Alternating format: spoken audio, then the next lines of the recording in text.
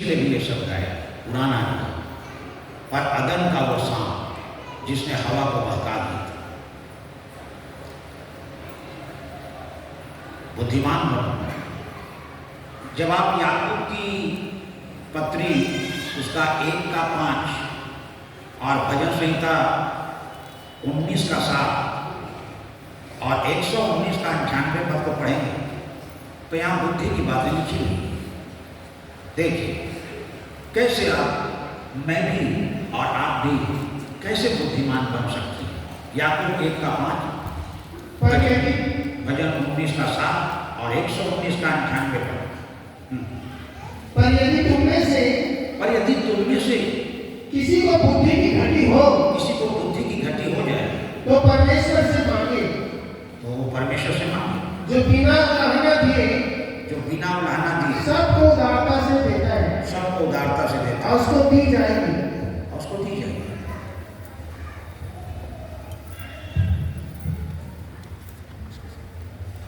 यहोवा की व्यवस्था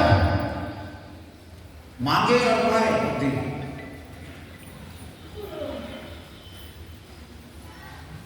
जो इसको लग रहा है कि मेरे को बुद्धि की घटी है तो परमेश्वर से याकूब कहता मांगो और वो दे देगा आपको बुद्धि।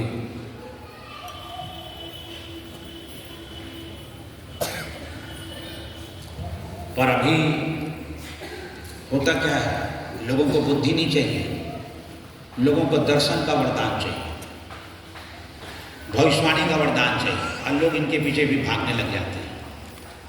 यीशु मसीह छूट जाता है, वचन छूट जाता है और शैतान इनको दौड़ाता है, दौड़ो उनके पीछे, क्योंकि उसको मालूम है इनको आसानी से आने वाले समय में कब्जे में कर किया जा सकता है, क्योंकि इनके पास वचन नहीं है, खाली दर्शन और भविष्यवाणी के पीछे भाग रहे हैं। कलीसिया की उन्नति के लिए परमेश्वर ये सब देता है, पर लोग उनके पीछे भागने लग जाते हैं और ईश्वर छूट जाता है, वचन छूट जाता है। लोग बुद्धि नहीं मानते,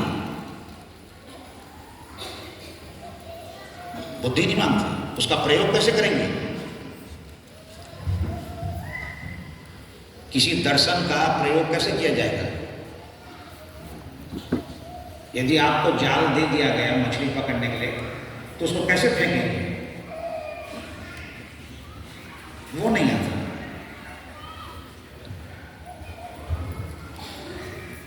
तो दर्शन और भविष्यवाणी की जहां बात होती है, लोग ऐसे भागते हैं उनके पीछे। और बताओ क्या बता रहा है परमेश्वर? आओ बताओ और क्या होगा? वो गलत नहीं है। मैं दर्शन देखने वालों को गलत नहीं कहता ना, भविष्यवाणी करने वालों को गलत कहता, पर उनके पीछे भागने वाले लोग गलत हैं। यहाँ 66 पुस्तक है, वो पढ़िए।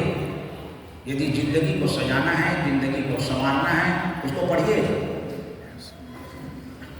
क्या होगा?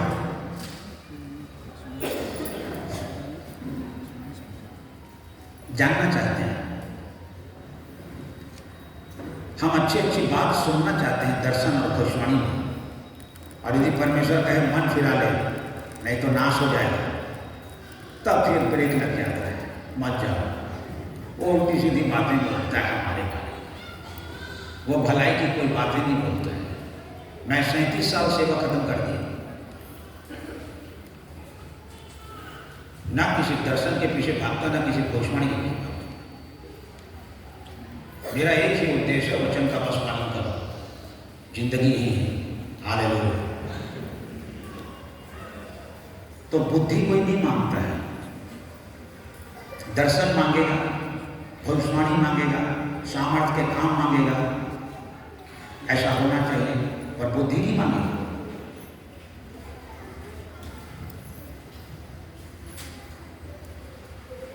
कैसे मिलेगी बुद्धि? मांगने से मिलेगी। देखिए कौन आपको बुद्धिमान बना देगा?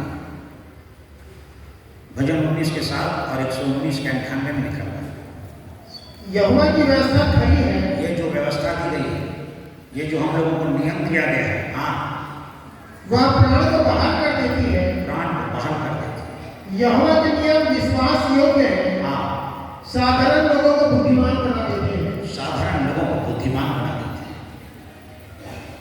यह है वचन, सांप की नहीं बुद्धिमान बन जाओ। पहला एक ही पहले कबूतर की नहीं भोले बन गए, और सांप की नहीं बुद्धिमान भी बन सके।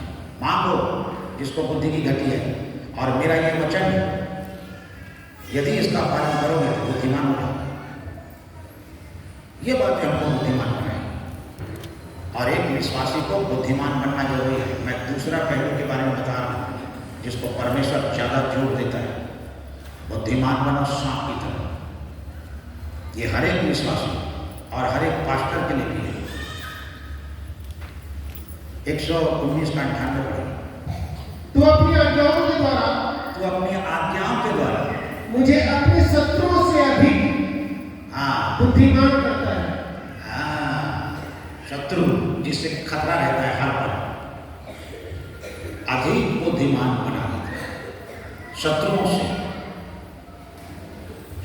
से एक मनुष्य को खतरा किससे है?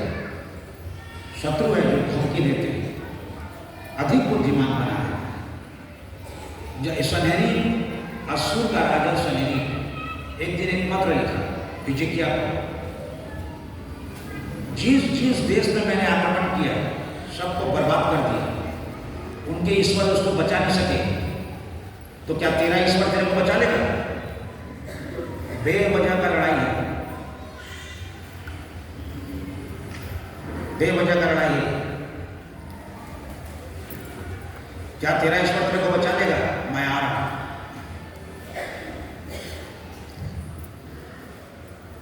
हिजकिय्याह घबरा गए, बोला कोई बेवजह की लड़ाई है। याशायाह भविष्यवक्ता को बुलाया उसको, मंदिर में गए, प्रार्थना करें। याशायाह ने कहा एक तीर भी नहीं मार सके, लाने को उसको। डरने की कोई बात नहीं, उस दुश्मन को, उस शत्रु को आने को। अब परमेश्वर की तरफ से क्लियर हो गया कि एक तीर भी नहीं मार सकेगा। तो तीर मारेगा कौन? पैसा बोले हम मारेंगे तीर। तीर तू नहीं मारोगा, तीर हम मारेंगे। और इससे पहले कि वो आए, देखो उसने अपनी बुद्धि से क्या किया? उन देशों में बड़े बड़े बाउंड्री वाल होते थे, ऊंची ऊंची और चौड़े चौड़े, बहुत मजबूत। इतना ही एक बाउंड्री वाल उसके बगल में खड़ा था। पहले तो वो उसको लांघेंगे, उसके बाद दूसरा बाउंड्री वाल है, बहुत मजबूत पूरा बाउंड्री वाल को करते। फिर वो तो जानवरों के साथ आएंगे, ऊँटों के साथ आएंगे, हाथी के साथ आएंगे, घोड़े के साथ आएंगे, ठीक है। नदी के सोतों को कटवा दो, पानी सुखा दो, ना इनको मिलेगा पानी, ना उनके जानवरों को पानी मिलेगा। दिमाग से काम कर रहा है। देखिए, नदी के सोतों को कटवा दिया और पानी सूख गया। जानवर क्या पिएंगे? इंसान क्या पिएंगे? कहाँ नहाएंगे? लड़ाई में तो आग है, ना तो तुमको नहाने के लिए पानी, ना तो पीने के लिए गिलास पानी मिलेगा। सुखा दिया सब।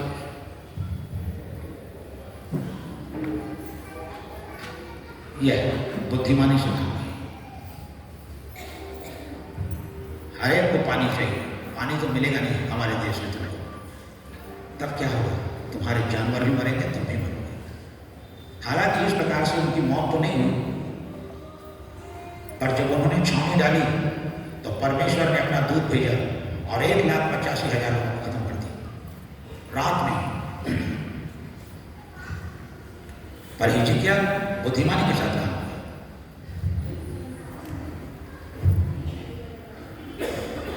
साधारण लोगों को बुद्धिमान बना देगा मेरा वचन, और शत्रुओं से भी अधिक बुद्धिमान। शत्रुओं से हो सकता है आप किसी इंसान को अपना शत्रु समझते होंगे जो आपको धमकी दिया है, या इब्लीस तो शत्रु पहले से ही है, हमारे जन्म के पहले से हमारा दुश्मन है।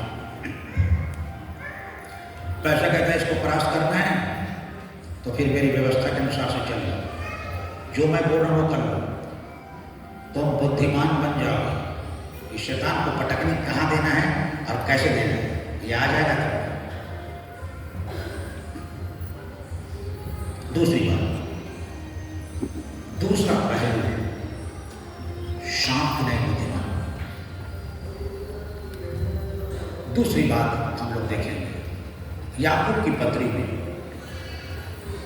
जल्दी संदेश को समाप्त करूंगा क्योंकि आपको यहां से दूसरी जगह भी जाना है। आप 1:22 को पढ़िए। परंतु वचन पर चलने वाले बनो, हाँ, और केवल सुनने वाले ही नहीं। कबूतर की नहीं, घोड़े ही नहीं, सांप की नहीं बुद्धिमान बन जाओ।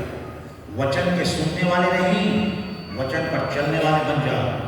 दूसरा पहलू जिसको परमेश्वर महत्व देता है, वचन तो आप सुन लेंगे, पर जब बात चलने की आएगी तब कैसा होगा? वचन को सुनना आसान है, दो कान दिया है परमेश्वर, सुनो दोनों कान में। अब हम खाली सुनते रहेंगे, हर शाम आके यहाँ सुनेंगे, हर रविवार के आके यहाँ पर सुनेंगे, पर चलेंगे नहीं तो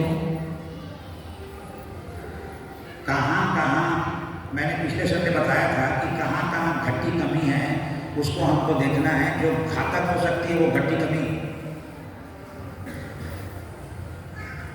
हाँ, हम वचन तो सुनते हैं और वचन पर चल नहीं पाते, ये घटी और कमी। तो वचन पर चलने वाले कौन सा वचन जिसका हम पालन नहीं कर पा रहे हैं, थोड़ा बैठ के एक दिन मनन करें। कौन सा वचन का पालन नहीं हो पा रहा है? चोरी तो हम नहीं कर रहे हैं, इसका तो पालन हो रहा है। झूठी गवाही भी हम नहीं दे रहे हैं, इसका भी पालन हम कर रहे हैं। 10वां आज्ञा का पालन कर रहे हैं।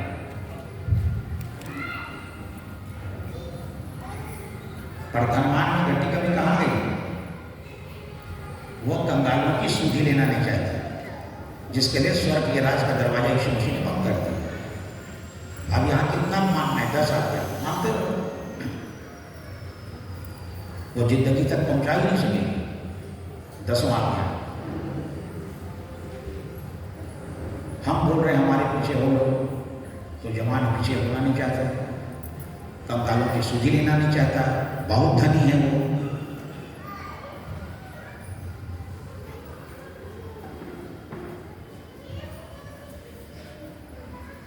तो वचन को सुनने वाले नहीं, वचन पर चलने वाले नहीं।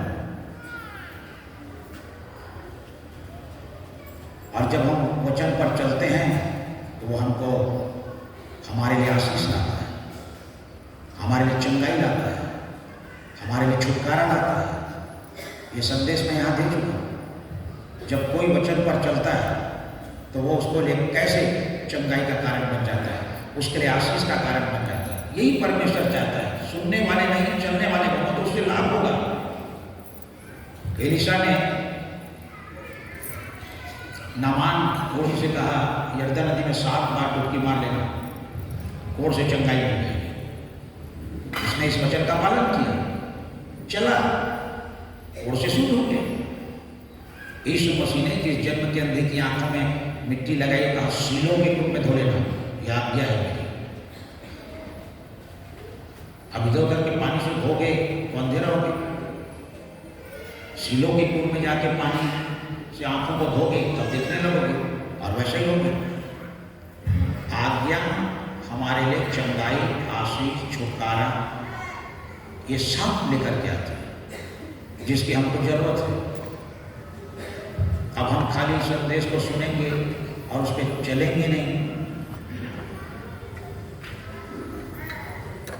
तो वो हमारे लिए आशीष का कारण नहीं बनेगा। चलने वाले बनो। आप वो देखिए,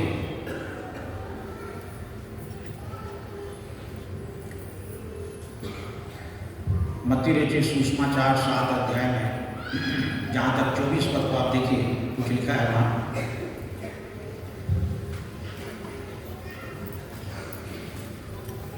याकूब कहता है जो केवल वचन को सुनता है वो अपने आप को धोखा देता है। इसी कारण वचन पर चलने वाले जो वचन को सुनता है वो अपने आप को धोखा दे रहा है। ये पहला पहलू महत्वपूर्ण है। धोखा इसलिए हो रहा है क्योंकि हम सुन रहे हैं। चलने वाले लोग धोखा नहीं खा सकते सुनकर। परमेश्वर कहता है क्यों धोखे में पड़ गए। 7 का देखिए 24 से। इसलिए जो कोई हाँ मेरी ये बातें सुनकर उन्हें मानता है, सुनकर मानता है, वह हाँ उस बुद्धिमान मनुष्य के समान ठहरेगा, बुद्धिमान मनुष्य के समान ठहरेगा, जिसने अपना घर चट्टान पर बनाया, जिसने अपना घर चट्टान पर बनाया, मेघ बरसा और बाढ़ें और टकरे लगी और वो घर स्थिर रहा। वो घर स्थिर रहा। पर मूर्ख सुना होगा वचन को पर चलेगा नहीं।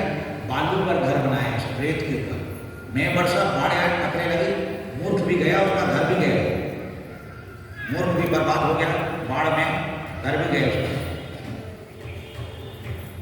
तो मूर्ख भी बर्बाद होगा, घर भी बर्बाद होगा। बुद्धिमान भी बचेगा, उसका घर भी बचेगा। क्यों? क्योंकि वो चलता है, सुनता नहीं। सुनना बहुत महत्वपूर्ण है कि क्या बोला जा रहा है। और जब हम सुन करके उसको अमल में लाते हैं तो ये हमारे घर को मजबूती देता है और चट्टान पर बनाता है। चट्टान पर घर बन जाता है। तो वचन को सुनने वाले नहीं पर वचन पर चलने वाले भी। इसी कारण हमको मनन ये करना है कि कौन सी आज्ञा का पालन हमसे नहीं हो रहा है। हम क्या कहाँ पर चुप जा रहे हैं। उतना समय निकालना पड़ेगा। काम आपके पास बहुत है, काम कर करके थक जाएंगे। थोड़ा सा मनन करना पड़ेगा कहाँ पर चुप हो रहा है, कौन सी बात का हम पालन नहीं कर पा रहे। हर दूसरा पहलू, वो दूसरा पक्ष बहुत महत्व रखता है हमारी जिंदगी के लिए।